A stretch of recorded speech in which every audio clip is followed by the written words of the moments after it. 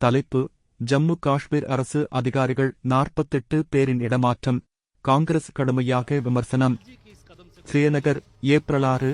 ஜம்மு மற்றும் காஷ்மீரின் lieutenant governor AG 48 Jammu Kashmir நிர்வாக சேவை ஜக்காஸ் அதிகாரிகளை இடமாற்றம் செய்யும் புதிய உத்தரவை வெளியிட்டுள்ளார். நாட்டு மன்ற தேர்தலுக்கு முன்னதாக இந்த முக்கியமான மாற்றம் அறிவிக்கப்பட்டது. இது எதிர்க்கட்சிகளின் கடுமையான விமர்சனத்தை தூண்டியுள்ளது. அதிகாரப்பூர்வ உத்தரவில் நிர்வாக திறனையும் ஒழுங்கையும் மேம்படுத்தவே இந்த மாற்றங்கள் செய்யப்பட்டுள்ளதாக கூறப்பட்டுள்ளது. மாவட்ட அளவிலான அதிகாரிகள் உட்பட துணை ஆணையாளர்கள் மற்றும் முக்கிய நிர்வாக அதிகாரிகள் இதில் உள்ளடக்கப்பட்டுள்ளனர்.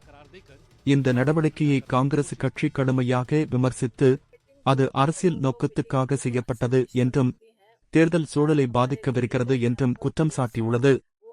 தேர்தலுக்கு முந்தைய காலகட்டத்தில் இது ஒரு நிர்வாக இயந்திரத்தின் தவறான பயன்படுத்தல்.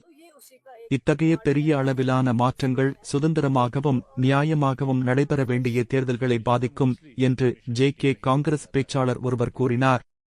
அறிபார்ப்பு வல்லுநர்கள் இந்த மாற்றங்கள் குறிப்பாக மானப்பகுதிகளில் உள்ள நிர்வாகத்தையும் தேர்தல் தயாரிப்புகளையும் நேரடியாக பாதிக்கக்கூடும் என கூறுகின்றனர்.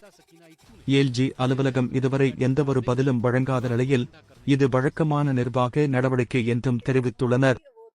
மேலும் எதிர்க்கட்சிகளின் எதிர்வினைகள் தொடர்ந்து வெளிவரும் எதிர்பார்ப்பு உள்ளது.